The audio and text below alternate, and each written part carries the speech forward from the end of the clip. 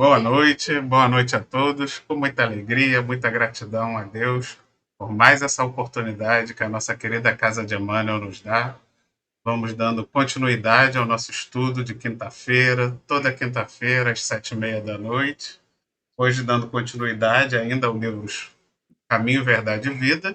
Estamos aí na reta final, nos 10 últimos capítulos, né? O livro tem 180 capítulos. Hoje nós vamos para o 171. Ih, 171, hein? Hoje Nossa, hoje é o meu Deus episódio do céu, 171. agora que eu vi. 171. 171, que é melhor. Nossa, é o Hoje é o artigo, né? 171. 171, que Mas, que, tristeza, mas tudo bem. mas o estudo que o João vai nos guiar hoje não tem Não, nada de 171. nada a ver. Eu acho que, aliás, eu Muito acho que é pelo o contrário. capítulo, um dos que eu mais me emocionei, né? Porque quando fala de Magnífico, Maria, é muito belíssimo, emocionante. belíssimo, belíssimo. Então, vamos dar início, João, que já dei o spoiler que vai nos guiar aí. Convido para fazer a nossa prece de abertura. Tá certo. Então, vamos fechar os nossos olhos, elevar o nosso pensamento a Deus, nosso Pai, e agradecer a Jesus, nosso mestre, nosso irmão, por mais essa oportunidade que estamos tendo de estudar, de aprender os seus ensinamentos.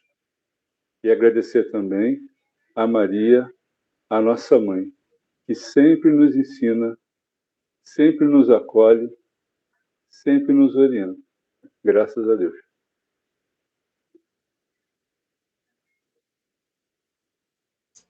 Graças a Deus. Vamos Então, compartilhar. Vamos compartilhar.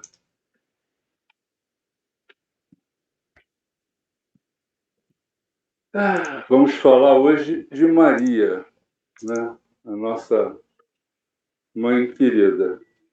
Então, o Caminho, Verdade e Vida, hoje, o capítulo é o 171, Palavras de Mãe. Diz aqui: Sua mãe disse aos serventes: Fazei tudo quanto ele vos disser. Né? Então, isso está no capítulo 2, versículo 5. Esse versículo de João, que nós entendemos é o seguinte, né? Ele está na passagem das bodas de Canaã, aquela história que todo mundo conhece, do vinho, da água que virou vinho, que acabou o vinho. Né? Mas serve também para nos esclarecer que Maria nos diz: fazei tudo quanto ele vos disser. Ela nos diz claramente para seguirmos a Jesus, seguirmos os seus ensinamentos e os seus exemplos. Né? Ela falou isso para o servo, né? Para o servente. Isso, ela falou para o servente, para fazer tudo o que Jesus disser para fazer. E esse trechinho aí, eu entendi é justamente isso, que Maria está nos dizendo que nós temos que seguir o que Jesus nos ensina, o que Jesus nos diz e que tem que fazer. Alguém quer completar? Júlia? Eu quero sim, João. Eu gostei muito também de ter lido essa passagem, que eu sempre falo, né? Essa é a oportunidade que a gente tem de dar um mergulho aí nesse Novo Testamento, né?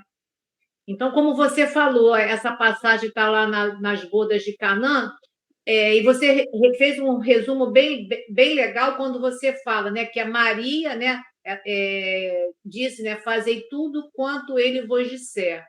Então, assim, é para seguir esse exemplo, né? Como a gente sempre fala, Jesus é nosso mestre, nosso modelo, né? Agora, uma coisa também importante dentro dessa cerimônia, porque a gente tem que pensar o seguinte: esse foi um estudo que eu vi do Haroldo, ele contando como é que era esse momento naquela aldeia, né? Porque ele colocou nesse estudo que a Canaã era uma aldeia que ela ficava próximo a Nazaré, né, onde Jesus foi criado. E era uma distância de mais ou menos de 20 a 25 quilômetros de uma cidadezinha para outra, né, de uma aldeia. naquele momento, os casamentos ali, naquela civilização, eles duravam, em média, 7 dias. E tinha vários rituais que não é o que a gente tem hoje, dentro das nossas celebrações, que é muito diferente. Mas a gente tem que se colocar, né? Como o Haroldo sempre fala, a gente tem que se colocar naquele momento, né? Não é trazer aquele momento para hoje, é a gente se colocar nele. Então, naquele momento, você imagina uma cerimônia que Maria estava incluída nela. Por que Maria estava ali e Jesus estava? Porque aquele casal era amigo da família. Eles tinham afeto aquele casal. Então, quando se depara na falta do vinho, e por que do vinho? Porque o vinho ele era um dos rituais dessa cerimônia. E até hoje, né, Haroldo explica que até hoje faz parte dessa cerimônia o vinho. Aí, quer dizer, naquele momento, quando acaba o vinho, é quando a Maria chega a Jesus, né, e fala com ele para que ele pudesse ajudar. Mas no livro Boa Nova, tem uma passagem que Simão Pedro depois questiona Jesus por que ele fez esse milagre. Que, na realidade, foi a primeira manifestação de Jesus. Foi a primeira manifestação dele. Daí teve mais, mas essa iniciou, né? E depois Simão perguntou por que ele tinha feito isso. E aí, Maria, como você falou, João, Maria disse: faça tudo que ele disser, né? E ela se dirigiu aos esses serventes. Na tradução do Haroldo é servidores, que é a mesma coisa, mas o Haroldo tem uma tradução diferenciada. Mas o mais importante também desse ensinamento é que ele quis servir a um amigo. Então, quando Simão questiona ele por que ele fez aquilo, ele disse assim, está lá no Boa Nova, no capítulo 12. Simão, conheces a alegria de servir a um amigo? Então, assim, eu achei interessante isso também, né? Jesus se colocando como amigo e também quis, naquele momento, trazer, lógico, tem o ensinamento, tem o ritual, tem o vinho, ok, mas tem toda essa simbologia do amor. Eu queria trazer isso para vocês, tá? E para mim que eu estudei.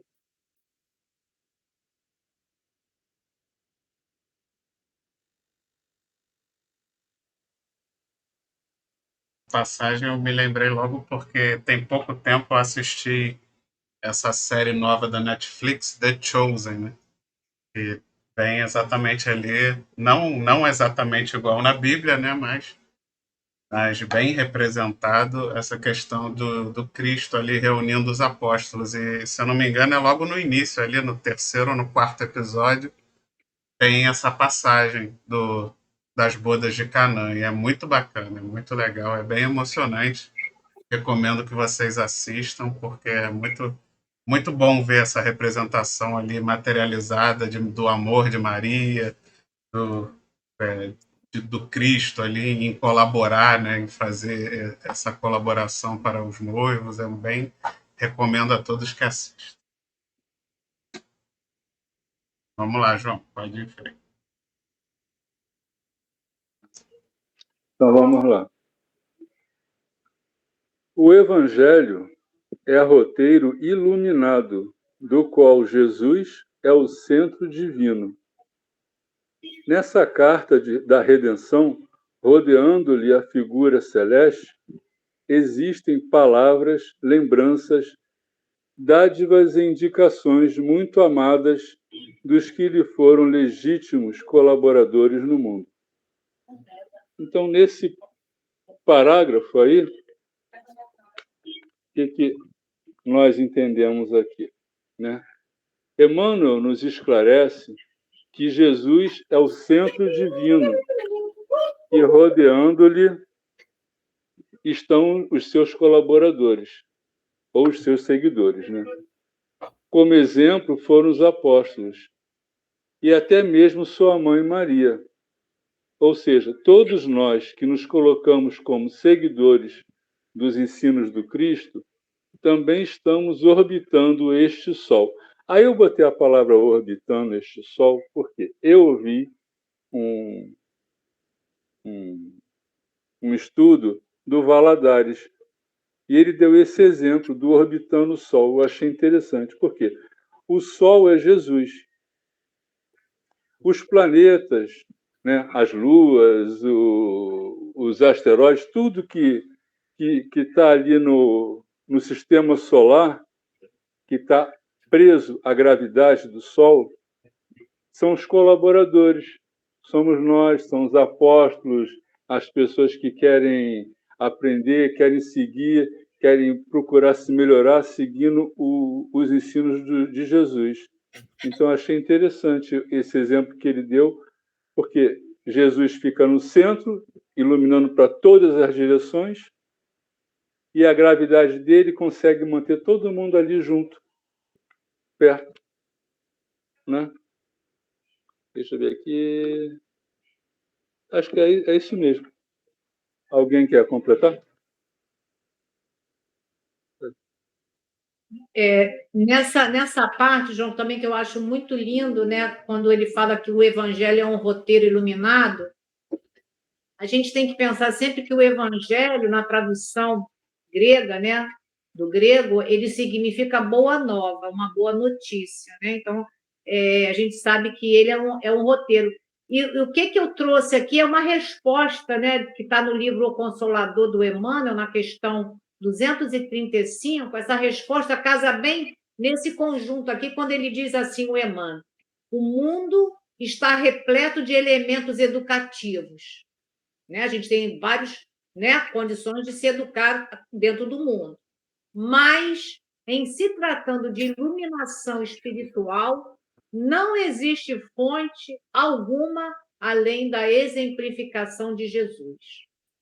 Então, para a iluminação espiritual, a fonte é Jesus. Isso a gente tem que deixar muito claro, porque o Evangelho ele tem uma proposta libertadora, porque ele nos une, ele nos orienta, ele nos consola e ele também nos esclarece. Agora, ele aguarda de nós também, né, que a gente tenha a disposição de agir e servir. Porque não adianta eu só ter as informações, né, me orientar, me esclarecer, e eu não colocar isso em ação. Então, há necessidade também de eu agir e servir, cooperando com a difusão da luz onde quer que estejamos, porque podemos ser essa luz aqui na Terra, aonde quer que estejamos, mas há necessidade que eu me coloque à disposição de Jesus. Eu acho que isso aí acho que é uma parte também que a gente precisa muito trabalhar na gente, né? O servir. O nome já diz, é roteiro. Roteiro é para ser seguido, né? Não é para ser um roteiro que só lê, não adianta nada. Não adianta um filme onde todo mundo lê o roteiro, mas depois não faz a cena, né? Então, o roteiro é para isso. Então, o Evangelho é o nosso roteiro. Como ele botou ali, o Evangelho tem diversos personagens dentro do Evangelho. Talvez um dos principais aí seja Maria, mas Jesus certamente é o centro, né? É o protagonista, é o principal, é o modelo e guia que realmente devemos seguir. Mas todos os demais que orbitam a Jesus ali na sua história do Evangelho, que foram escolhidos por Jesus para estarem com ele contando essa história, eram espíritos também, não puros e perfeitos como Cristo, mas extremamente evoluídos e já conquistadores também de grande moral, preparados para estar ao seu lado, dando também seus exemplos, exatamente porque o objetivo de Jesus era esse, né? Que ele tivesse diversos perfis de pessoas, de espíritos, para que todos nós também, que estamos em diversos papéis nessa encarnação e nas próximas estaremos em outros papéis, de alguma forma nos identificamos com algum personagem, né, ali do Evangelho, com algum integrante dessa história. E esse foi o objetivo do Cristo, que diversos papéis fossem colocados ali junto a ele para que a gente também consiga se identificar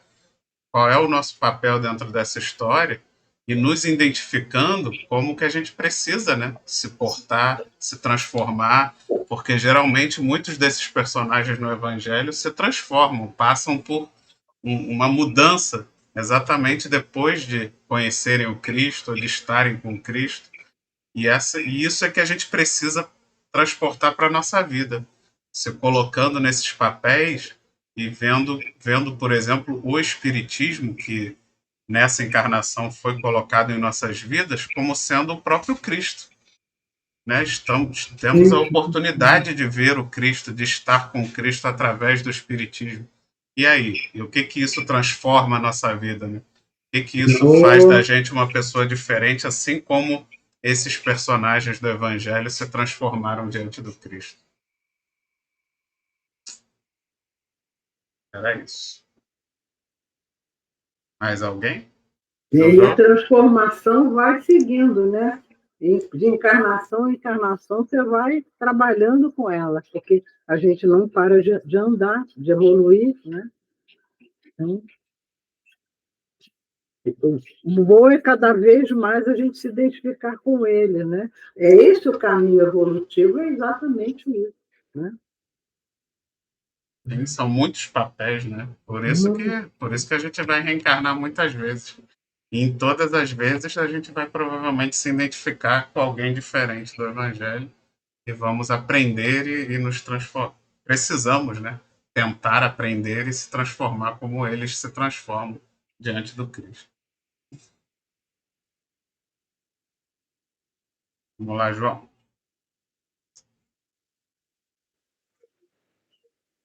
Então, agora, eu vou ler até Maria. Vamos lá. Geralmente, quando os filhos procuram a carinhosa intervenção de mãe, é que se sentem órfãos de ânimo ou necessitados de alegria. Por isso mesmo, em todos os lugares do mundo, é comum observarmos filhos discutindo com os pais e chorando ante corações maternos. Vou ler só até aí. Corações maternos. Então, aqui eu botei assim. Interessante, né, essa colocação de Emmanuel, que eu entendi desse parágrafo aí, né? Do pai é o amigo e da mãe é o carinho e o afeto. Não que o pai não tenha carinho e afeto, mas a gente sabe que a mãe ela é mais carinho e afeto do que o pai, né? Porque o pai aqui, no meu entender, ele é mais racional. A mãe ela é mais amorosa, né? Ela é mais meiga. O pai ele já é mais, como é que eu vou dizer a palavra? Ele eu penso assim, ele é mais razão, mais racional, porque eu tiro o exemplo que eu tive, né? Com meu pai, eu trabalhava com meu pai, então a gente parecia mais irmão do que pai e filho. A gente tinha conversas, né? Assim, não de pai e filho, tinha conversa de amigo mesmo, de irmão. Se ele tivesse que brigar, a gente brigava no serviço, discutia, tal, mas tudo dentro do respeito, né? E com a mãe, não. Com a mãe já era diferente. A mãe dava os conselhos, procurava... Não entrava nele... Não sei se vocês estão entendendo. Ela não entrava nesses detalhes assim de muito... Não é intimidade. A mãe ela é mais conselheira, é mais amorosa. E o pai não. O pai, ele, no caso, no meu, era mais direto, né? A gente tinha uma conversa ali, não de pai e filho, mas de amigo, de irmão. E a mãe não. A mãe, eu sempre ficava assim, não, ela é minha mãe. Então ela falava, eu escutava, tal, não retrucava, né? Porque eu sentia a diferença de pai e de mãe. Não sei se deu para entender muito bem, que eu sou meio enrolado às vezes para explicar as coisas. É a sabedoria de mãe, que é um coração diferenciado. Por mais que o pai seja também amor, né? Dê amor. A mulher, ela traz isso maternalmente, até porque gerou esse filho. Então, é uma ligação que, como disse o Chico, né? A ligação o amor de mãe é um amor tão sublimado que diz que ele tem o poder de arrombar as portas do céu, né? Então, é o amor mesmo. Assim, por mais que a gente tente, né, ser a razão, o nosso coração parece que é maior, né? Fala mais alto, né? E Uhum. interessante, sim. E depois eu vou deixar você terminar, João, e eu Não, gostaria também de colocar. pode colocar. Assim, eu gostaria muito, dentro desse texto, a gente não deixar de falar dessas figuras que é mencionada aqui no livro, que é Paulo, João e Pedro. Eles têm uma representação muito grande dentro dos evangelhos, né? Pela figura deles dentro, né, desse evangelho de Jesus, né? De trazer essa boa nova para nós. Eu fiz umas colocações e eu gostaria muito de trazer, tá, gente? Eu acho que vem para somar. Eu coloquei sobre Paulo,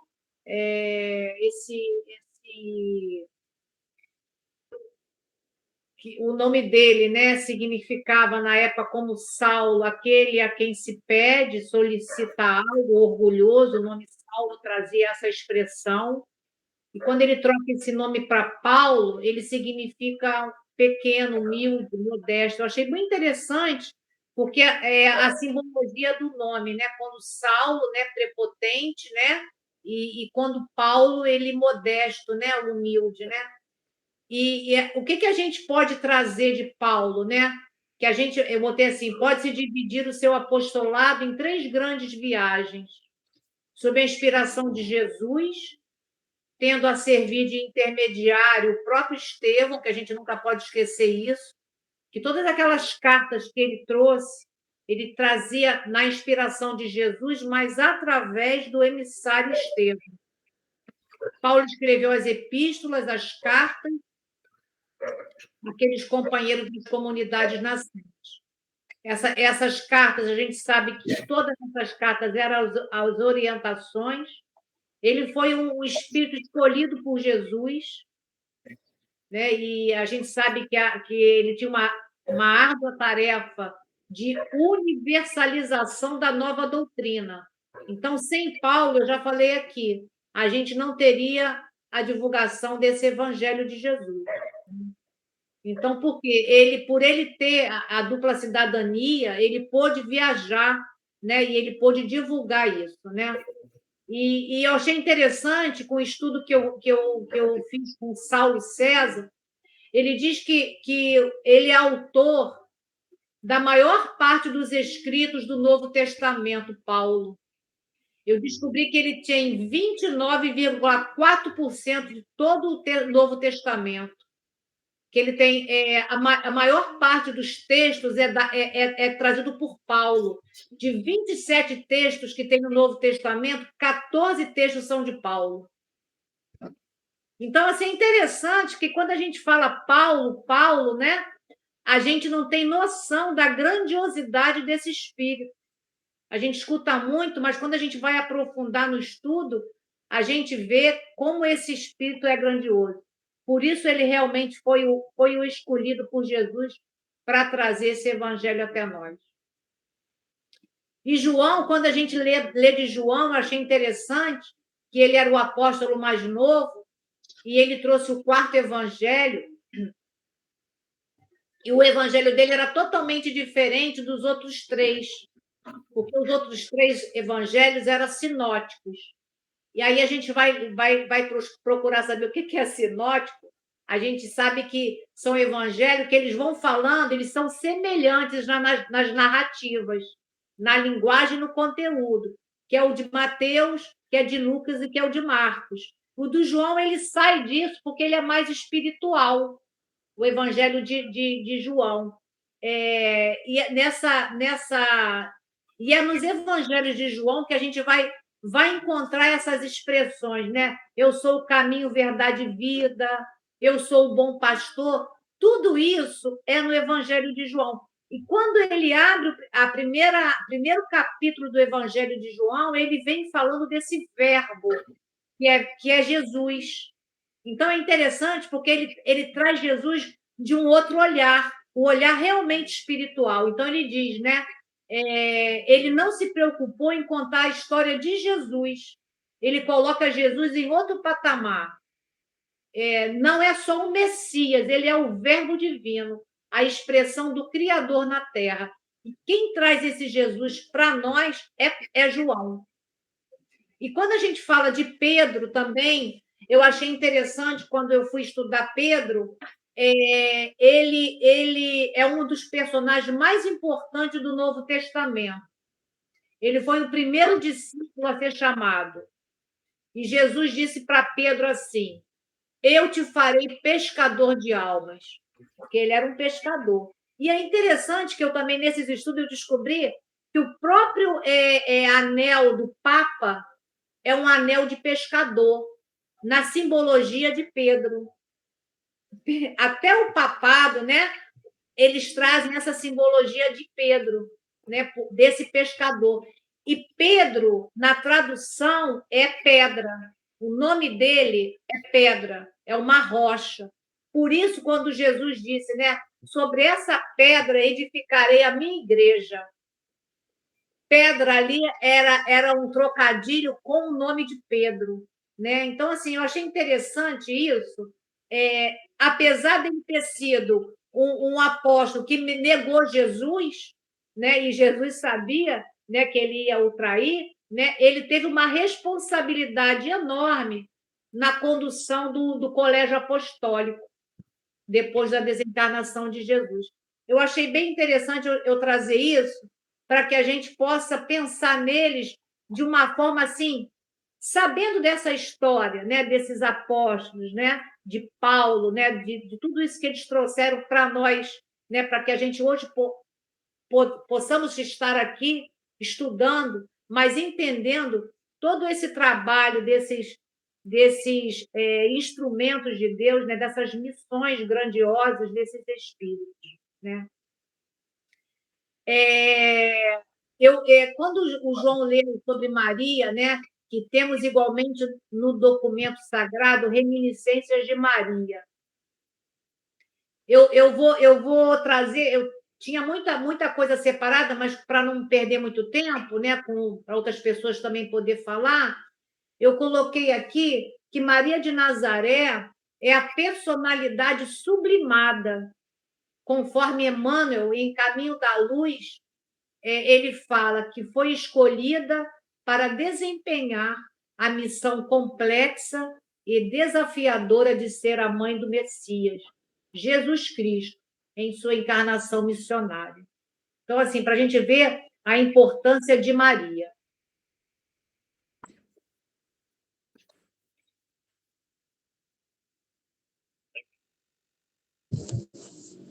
Não, eu quero colocar aqui, como o João falou aí sobre os pais, né, e tal. Quando tem nessa passagem também, que quando Maria fala, né, para os serventes, fazei tudo o que ele vos disser, justamente tinha falado para ela, né, que ainda não era a hora, né, não era chegada a hora.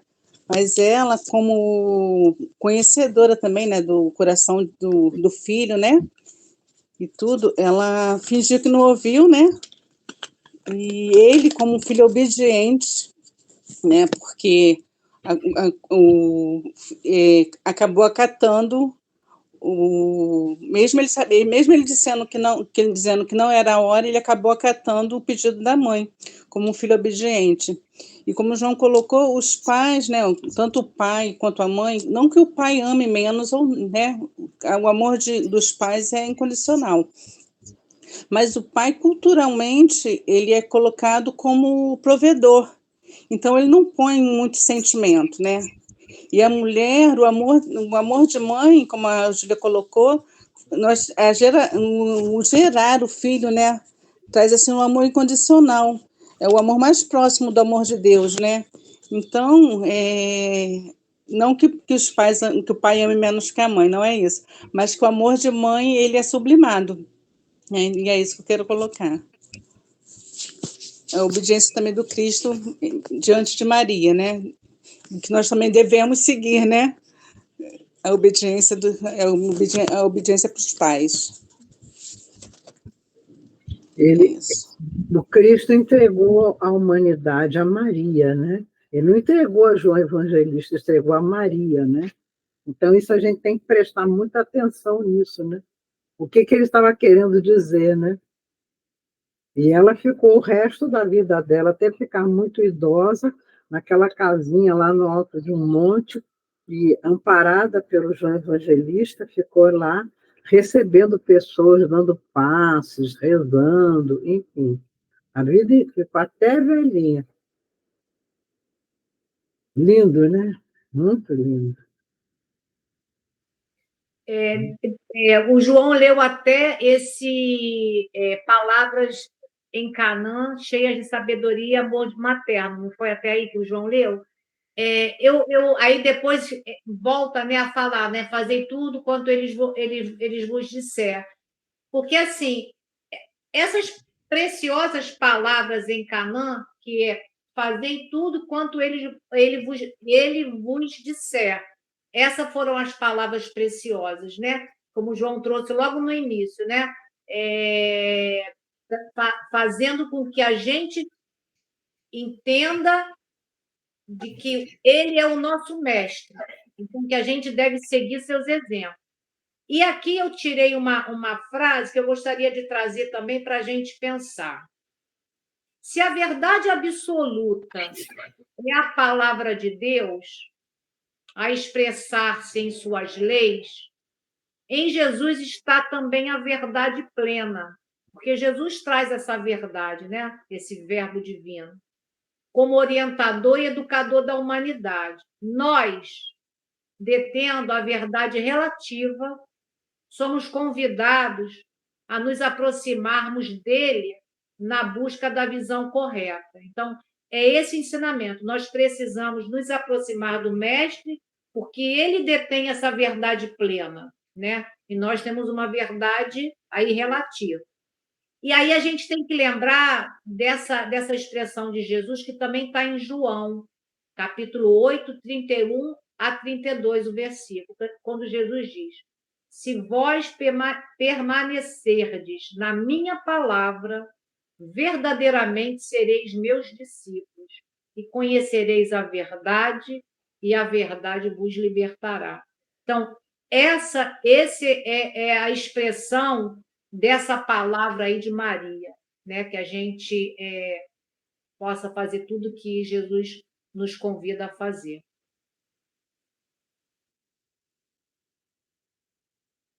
Eu achei interessante dessa parte é como Emmanuel exalta Maria, né? Colocando ela ali no mesmo patamar de pessoas que talvez sejam mais famosas e mais apregoadas pelos pastores da vida aí, né? Qualquer um que trate de palestrar sobre o Evangelho, geralmente Paulo, João, Pedro, os evangelistas, Marcos, Lucas, são nomes mais famosos, né? Então, e ele coloca Maria como sendo tão importante quanto, né? No mesmo patamar, como sendo uma protagonista dessa história tão importante quanto todos esses outros, dando aí a devida importância de Maria para que a gente realmente perceba. E como a Júlia acabou de falar, essa pequena frase que Maria já fala logo no início do Evangelho, né? Vou até ler aqui para fazer, né? Que estamos já disse, fazei tudo quanto eles vos disser. Então, uma pequena frase no início do Evangelho que já diz o que a gente tem que fazer. Já resume a nossa, né? Tudo que vocês vão ler daqui para frente, faça igual, né? Faça da mesma forma que Jesus fez e aí você vai estar seguindo o caminho certo, né? Talvez o conselho aí mais importante do Evangelho já é dado por Maria logo no início. Vamos lá, João. não tem aquela expressão, porque eu não ouvi a minha mãe?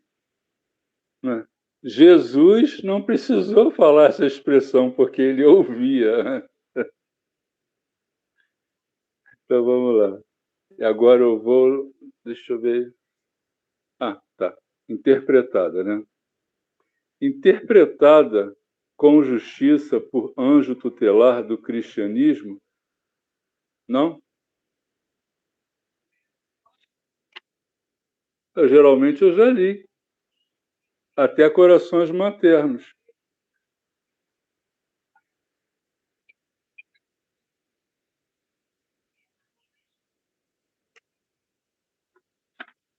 E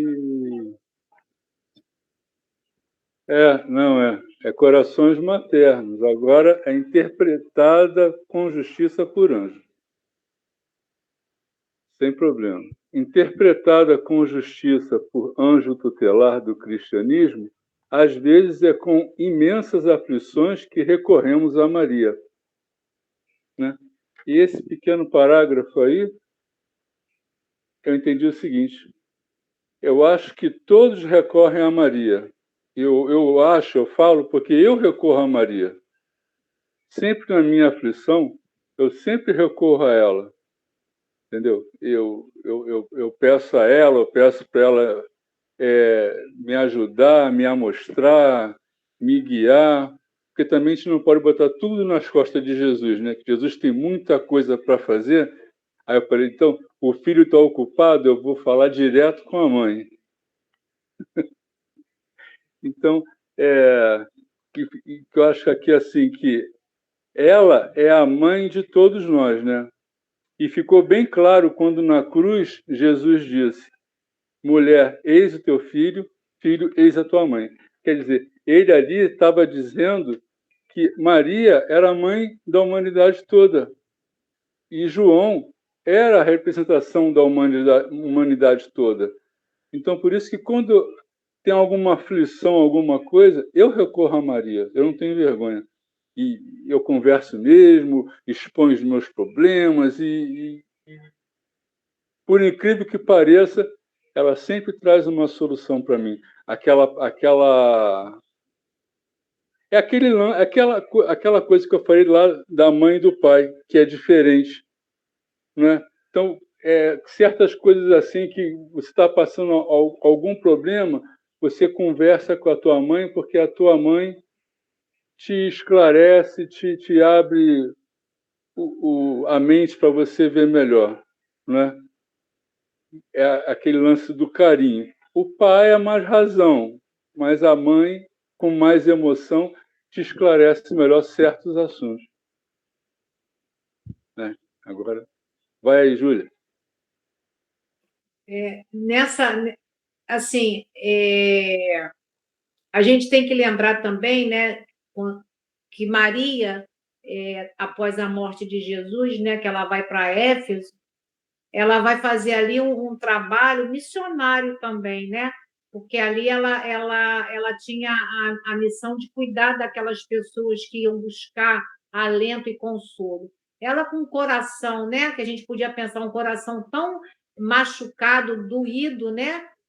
Pelas dores, né? De ter visto o filho na cruz, ela ainda serviu como mãe de várias pessoas enfermas que ia ali em busca, não só da enfermidade física, mas principalmente da enfermidade da alma. Né? Então, a gente vê nos evangelhos também, quando fala de Maria, e a gente sabe disso tudo, né? Desse consolo que ela dava, né? Lá naquela casinha lá que ela ficou morando com João. E a gente também não pode esquecer que na Terra a gente tem um momento, né, que é às 6 horas, que a gente eleva essa prece a Maria, né, que é o momento do Ângelus, né? E quando eu me deparei com esse estudo, não teve como não ir lá no Memórias de um Suicida, né? Porque tem uma parte no texto que a gente vê ali dentro, porque a gente não pode esquecer que Maria ela foi colocada, né, para ser esse anjo, né, do Senhor para socorrer os suicidas. A gente sabe, através de Dona Ivone Pereira, que ela pertence a essa colônia, a esse hospital que traz o nome dela, Maria de Nazaré. Então, eu vou trazer esse comentário que está no livro do Memórias de um Suicida. É um pequeno pedaço. Que, primeiro, eles falam isso. Na terra, quando o sol se põe, muitos elevam suas preces à Mãe de Jesus. No plano espiritual, também assim acontece. Acreditamos que isso que acontece na terra é reflexo de uma atitude muito maior e mais profunda que ocorre no mundo dos espíritos. Aí está no Memórias do Suicida esse texto. Do templo situado na Mansão da Harmonia, região onde se demoravam com frequência os diretores e educadores da colônia, partia o convite às homenagens que naquele momento seria de bom aviso prestarmos à protetora da legião, a que pertencíamos todos, Maria de Nazaré. Pelos recantos mais sombrios da colônia ressoavam então doces acordes, melodias suavíssimas, entoadas pelos vigilantes. Era o momento em que a direção geral rendia graças ao Eterno pelos favores concedidos a quantos viviam sob o abrigo generoso daquele reduto de corrigendas. Então, dentro de um local, né, para corrigir aqueles espíritos, tinha um amor de mãe, e tendo esse amor de mãe, então a forma que eles faziam de, às 6 horas, render graças a esse espírito. Então, para a gente ver o entendimento que no plano espiritual rende a esse espírito. Então, quando João diz que ele ora a Maria, que sente esse carinho, né? Esse consolo, esse afeto, a gente vê que em toda parte tem essa homenagem a essa Mãe Santíssima, né? Que a gente tem que chamar assim. E a gente também não pode esquecer quando Humberto de Campos traz no livro Boa Nova, quando a Maria está para desencarnar, quem vem recebê-la é Jesus, né? E Jesus diz para ela assim: minha mãe sou eu, venho buscar-te, pois meu Pai quer que sejas no meu reino a rainha dos anjos. Então, disse tudo, né, gente? Eu me lembrei que eu ainda peguei a época que a gente entrava no carro e não conectava o Bluetooth do celular, né? Que a gente ainda era obrigado a ouvir rádio.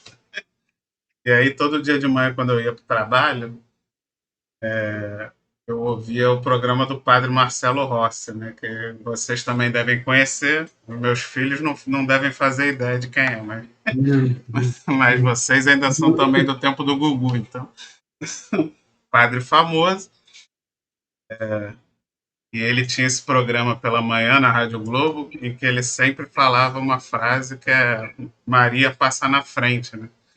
E eu também, nos momentos bem apertados que eu já passei, eu sempre usei essa frase, né? Eu sempre penso, Maria, entrego na mão de Maria, né? Tipo, fiz a minha parte, agora é com você. O que tiver que ser, vai ser, e vai ser o melhor para todos os envolvidos, né? Então, é realmente essa confiança de que Maria vai guiar, né? Vai nos guiar, vai nos dar a luz e vai nos conduzir. Lógico que nunca abandonando a nossa responsabilidade, mas com a fé de que vai acontecer o que for melhor para todos, né? E realmente ela tem esse poder, porque, como a Júlia falou, a gente sente na hora realmente esse bálsamo, essa energia, como se fosse uma energia positiva mesmo, que nos dá um ânimo, nos dá a fé, né? A famosa fé mesmo de acreditar que vai acontecer o melhor. Vamos lá, João, vamos em frente. Então, aí eu vou até união, tá?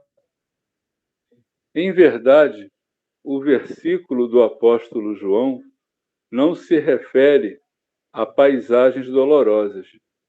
O episódio ocorre numa festa de bodas, mas podemos aproveitar-lhe a sublime expressão simbólica. Também nós estamos na festa de noivado do Evangelho com a Terra. Apesar dos quase 20 séculos decorridos, o júbilo ainda é de noivado, porquanto não se verificou até agora a perfeita união. Então, desses 2 parágrafos aí, o que nós entendemos aqui foi como o casamento é o símbolo de união, por isso Emmanuel fala, o júbilo ainda é de noivado. Ainda não alcançamos uma elevação moral capaz de nos sentir unidos a Jesus. Ainda temos o egoísmo, a inveja, a ira. Por isso mesmo é que não estamos casados com os ensinos, com a moral do Mestre, mas estamos em noivado.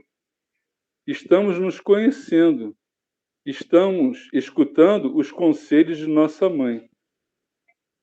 Nós ainda somos aquele jovem, aquela jovem que está enamorando, né, que está se apaixonando, que está conhecendo o seu par. Então, o que eu entendi foi isso. O casamento, ele completa, né, quando 2 se tornam um. E o noivado, você está conhecendo, você está vendo os defeitos, está se ajustando. E junto disso tem a mãe, que está ali acompanhando a filha ou o filho, dando conselho, ajudando a entender as coisas, para ter uma vida produtiva, uma vida de progresso.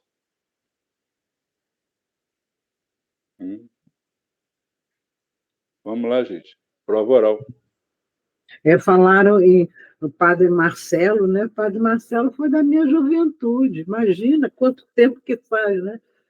Ele foi, assim, como é que eu posso dizer, a grande novidade, né, do catolicismo foi a abertura de cabeça que ele começou a trabalhar, né? Entendeu? Então, era considerado assim uma coisa excepcional. Hoje já é normal isso, né? Mas naquela época, quando eu tinha os meus 20 anos, eu estava entrando para a PUC, naquela ocasião. Eu fiz a psicologia na PUC, era só lá que tinha o curso, né? E, nossa, era o Roberto Carlos da religião. Estava todo mundo encantado com ele, né? Aliás, contemporâneo, né, do Roberto Carlos, agora que eu me lembro, foi contemporâneo. Mas foi muito bom. Abriu muita coisa. Não foi totalmente aceito, não, principalmente pelo clero, né? Uma parte do clero tinha reservas com ele muito grandes. Mas o povo não, o povo aderiu, né? O povo achou maravilhoso, né? É porque tudo que é novo, os antigos, eles procuram bloquear, não deixam avançar, né? Então, ele veio com uma ideia nova, mudando certos rituais da missa. Então, o pessoal mais antigo já não aceitava. Quer dizer, foi um trabalho que ele veio fazendo devagarzinho até que conquistou, né? Mas tudo é sempre assim. Até na época do Cristo, né? Quando o Cristo apareceu, tinha aquele pessoal lá que não aceitava, provocava. Tudo que é novidade que diz de religião ou de qualquer outra coisa que vai mudar, vai mexer com as estruturas, né? É complicado. Vai, Júlia. Assim, como a gente escuta muito do Haroldo, né, que a gente tem que perceber que essas palavras que foram usadas, né, na época de Jesus, que está no Novo Testamento, e muita coisa também já está lá no Velho Testamento, a gente tem que entender que elas não estão ali como você falou, João, não está ali o acaso, como você trouxe o exemplo aí do noivado, né, da diferença do noivado para o casamento.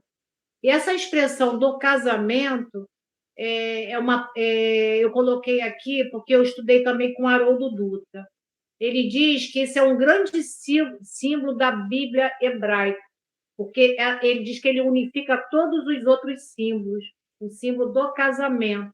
Então ele botou assim, ó, a promessa bíblica é que haverá uma união definitiva e majestosa entre Deus e a sua criação. Essa união é chamada de bodas de casamento. Então, essa união nossa com Deus vai se chamar bodas de casamento, porque essa relação afetiva é a mais próxima. E ele coloca que é uma relação afetiva mais próxima até o dia de hoje, porque o casamento é uma relação que você tem muito íntima, né, onde você realmente está exposto, né? Então, ele compara isso por conta dessa união nossa com o Criador.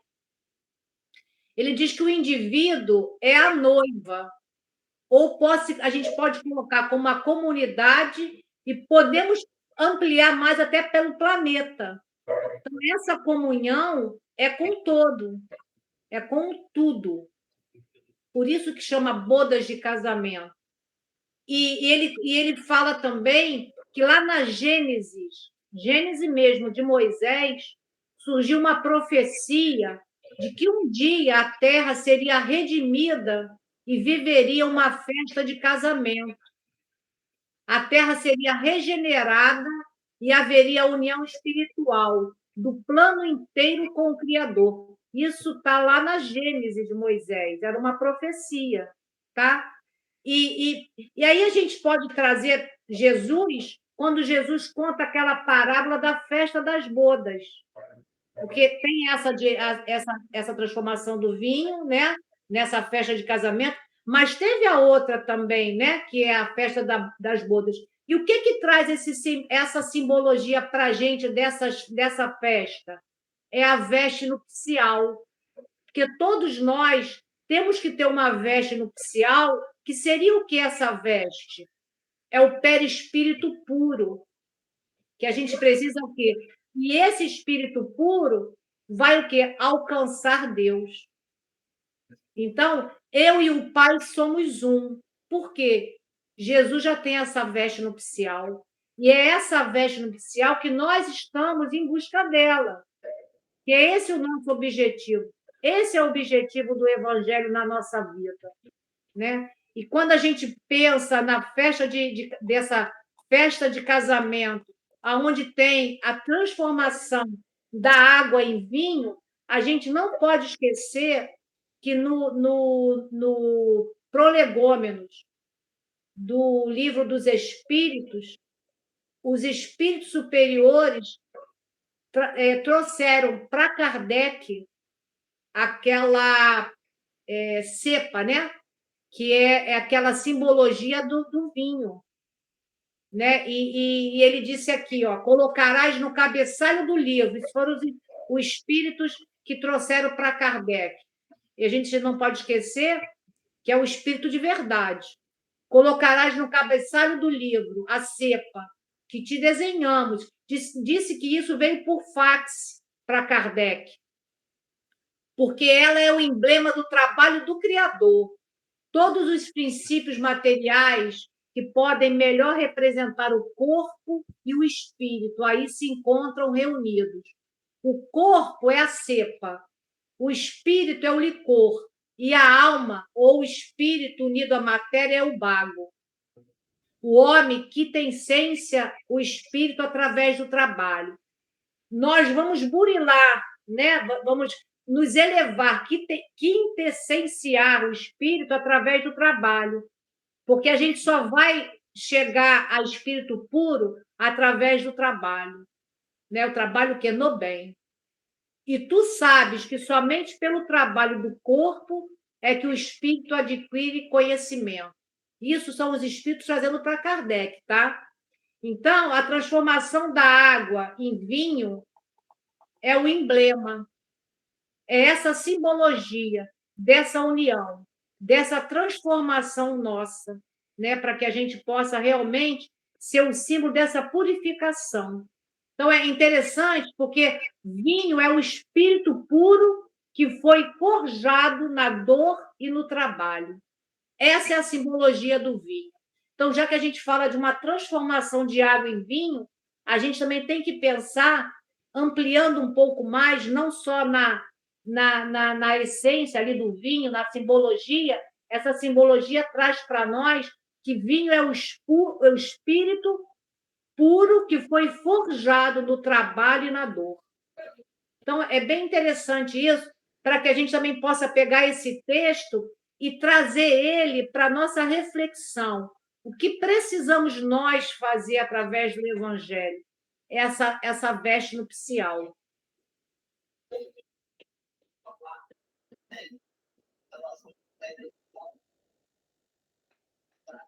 Vamos lá, João. Então, agora eu vou até o final. Nesse grande concerto de ideia renovadora, somos serventes humildes. Em muitas ocasiões, esgota-se o vinho da esperança. Sentimos-nos extenuados, desiludidos.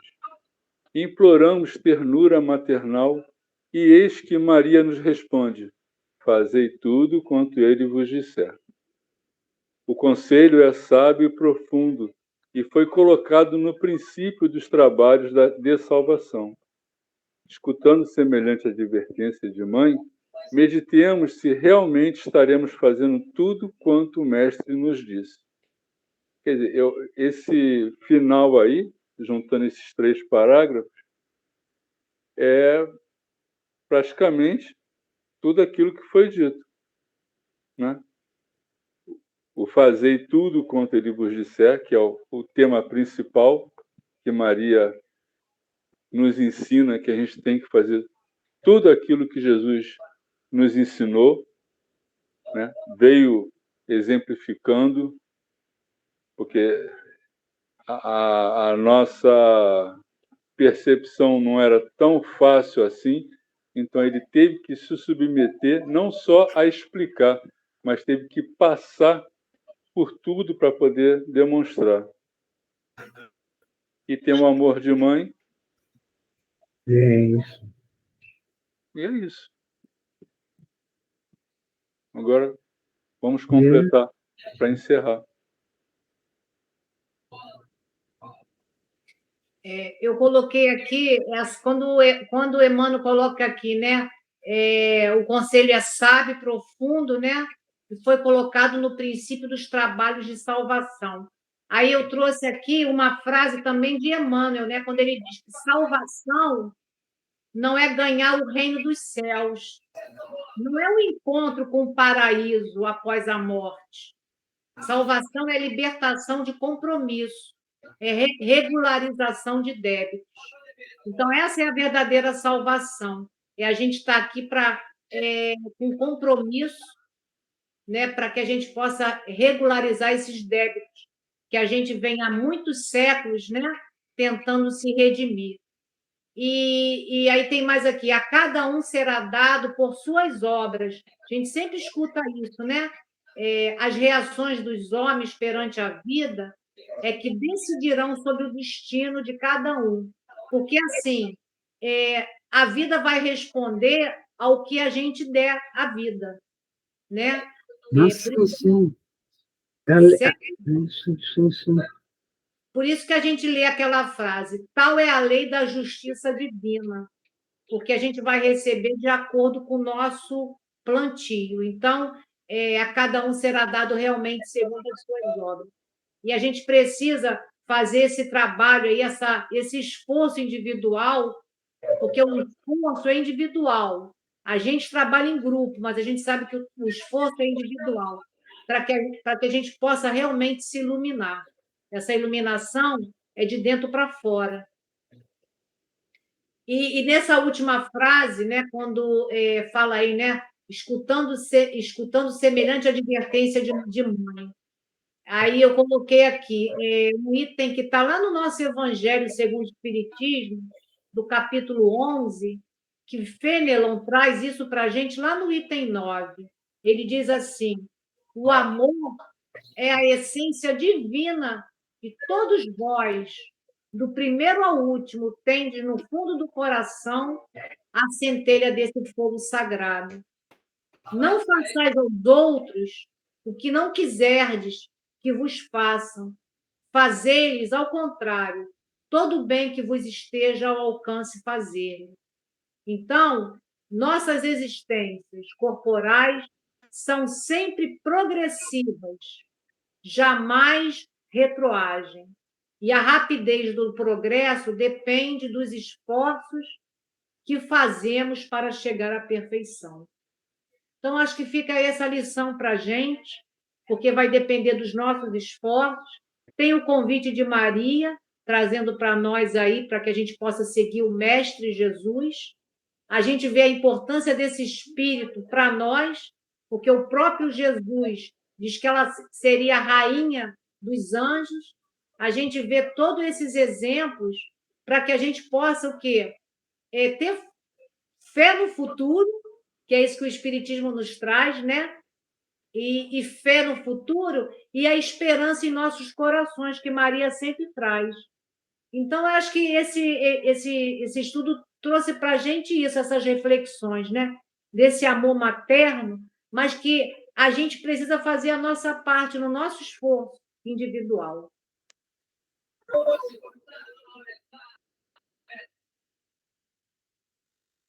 Estamos na nossa hora. Mais uma vez, é muito bom, né? Muito, muito gratificante essa oportunidade. Agradecer a presença de todos mais uma vez, agradecer em especial ao nosso irmão João, que nos guiou nessa noite de hoje. E semana que vem sou eu. Então eu mesmo me convido a fazer a prece de encerramento. Vamos então fechar os nossos olhos, elevar o pensamento a Deus, a Jesus, a Maria Santíssima, nesse estudo tão maravilhoso.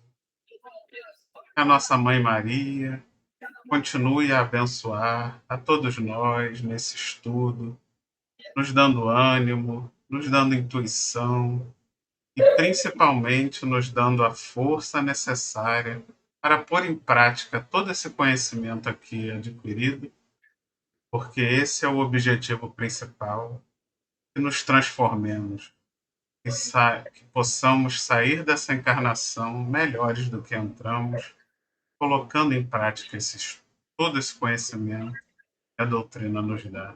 E que certamente nossa Mãe Maria está sempre disposta a nos ajudar, a nos intuir nesse caminho de luz, nesse caminho de evolução. Graças a Deus. Bem, pessoal, vamos compartilhar, se inscrevam no canal, ativem o sininho e compartilhem esse estudo com seus amores, com seus familiares. Uma excelente semana para todos vocês. Boa noite. Fiquem com Deus. Tchau, pessoal. Boa noite. Obrigado.